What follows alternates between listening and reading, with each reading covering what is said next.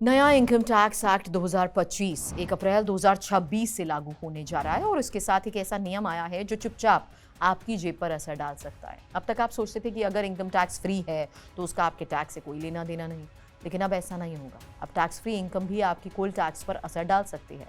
एक छोटा सा नंबर, सिर्फ 1% आपकी टैक्स प्लानिंग की पूरे गणित को बदल सकता है।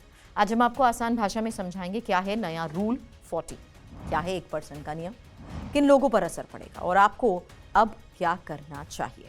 नमस्कार, आपके साथ मैं हूं सुरभि शर्मा और आप देख रहे हैं TV9 डिजिटल। समझते हैं पूरा मामला क्या है। दरअसल सरकार 1961 के पुराने इनकम टैक्स एक्ट की जगह नया इनकम टैक्स एक्ट 2025 ला रही है। मकसद है टैक्स सिस्टम को आसान बनाना, लूप होल खत्म करना और टैक्स बेस को ज्यादा पारदर्शी बनाना। इसी कड़ी में 20 मार्च 2026 को एक नोटिफिकेशन जारी हुआ जिसमें बताया गया नया रूल 14। ये नियम बताता है टैक्स फ्री इनकम से जुड़े खर्चों को कैसे ट्रीट किया जाएगा। यही आता है वो 1% वाला नियम। अब आपको बिल्कुल आसान भाषा में समझना होगा कि अगर आपकी कोई इनकम टैक्स फ्री है, जैसे डिविडेंड इनकम, कुछ बॉन्ड से इनकम या अन्य एक्सटेम्पन इनकम, तो उस इनकम को कमाने में जो खर्च हुआ वो खर्च अब डिडक्शन में नहीं माना जाएगा। इसमें दो चीजें शामिल हैं, पहले सीधे जुड़े खर्च, दूसरा उन निवेशकों की औसत वैल्यू का 1%। यानी अगर आपने ऐसे निवेश किए हैं जो टैक्स फ्री इनकम देते हैं या दे सकते हैं तो उनकी औसत वैल्यू का 1% खर्च माना जा सकता है। लेकिन एक राहत भी है, ये कटौती आपके कुल क्लेम किए खर्च से ज्यादा नहीं हो सकती। अब इसे एक उदाहरण से समझिए। मान लीजिए आपने 10 लाख रुपए ऐसे में निवेश किए हैं जो टैक्स फ्री इनकम देते हैं। अब रूल 14 के मुताबिक इन निवेशकों का 1% यानी 10,000 रुपए ये माना जा सकता है कि आपने इन निवेशों को मैनेज करने में खर्च किया है। अब भले ही आपने ये खर्च वास्तव में किया हो या ना हो, टैक्स विभाग ही मान सकता है और ये 10,000 रुपए डिडक्शन में नहीं मिलेंगे। परिणाम क्या होगा? आपकी टैक्सेबल इनकम बढ़ सकती है और अंत में आपका टैक्स भी बढ़ सकता है। याद रखिए, ये टैक्स फ्री इनकम पर टैक्स नहीं है, ये सिर्फ उससे जुड़े खर्च की डिडक्शन रोकने का नियम है। यहाँ ये भी समझना जरूरी है कि ये नियम हर केस में अपने आप लागू नहीं होगा। ये तभी लागू होगा अगर आपने खर्च क्लेम किया है या अगर टैक्स अधिकारी को लगे कि खर्च हुआ होगा।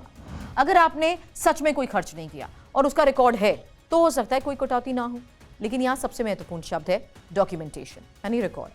अगर आपके पास सही रिकॉर्ड नहीं है तो अधिकारी अनुमान लगा सकते हैं और यहीं से टैक्स बढ़ सकता है। सवाल है किन लोगों को सबसे ज्यादा सावधान रहने की जरूरत है। सबसे ज्यादा असर इन पर पड़ सकता है। पहला, जिनको डिविडेंड इनकम मिलती है। दूसरा, जिनके पास बड़ा इन्वेस्टमेंट पोर्टफोलियो है। तीसरा, जो एडमिन एक्सपेंसेस क्लेम करते हैं। चौथा, HNI इन्वेस्टर्स। पांचवा, एक्टिव ट्रेडर्स और पोर्टफोलियो मैनेजर्स। अगर आपके पास ज्यादा निवेश है तो आपको अब और ज्यादा सावधानी रखनी होगी। सबसे जरूरी सवाल यह है कि टैक्स पेयर्स को अब आगे क्या करना चाहिए। पहली सलाह है प्रॉपर रिकॉर्ड रखें, हर निवेश का रिकॉर्ड, कब निवेश किया, कितना किया, किस सोर्स से किया। दूसरी सलाह है पर्सनल और इन्वेस्टमेंट खर्च अलग रखें। तीसरी सलाह है रिटर्न भरने से पहले पोस्ट टैक्स रिटर्न देखें। सिर्फ रिटर्न मत देखें, टैक्स के बाद कितना बच रहा है ये देखें। चौथी सलाह है अगर पोर्टफोलियो बड़ा है तो टैक्स एडवाइजर से सलाह जरूर लें। पांचवी सलाह, एक्सपेंस क्लेम करते समय सावधानी बरतें। इस नए नियम का असली संदेश क्या है? सरकार साफ संकेत दे रही है अब ग्रे एरियाज खत्म होंगे। अब सिर्फ ये काफी नहीं होगा कि इनकम टैक्स फ्री है, अगर उस इनकम को कमाने से खर्च जुड़ा है तो वो नजरअंदाज नहीं होगा। यानी टैक्स प्लानिंग अब स्मार्टर करनी होगी। कुल मिलाकर समझ लीजिए, टैक्स फ्री इनकम अब पूरी तरह फ्री नहीं। सीधा टैक्स नहीं लगेगा लेकिन इनडायरेक्ट इंपैक्ट जरूर पड़ सकता है और इसलिए रिकॉर्ड रखें, प्लानिंग करें, नियम समझकर निवेश करें।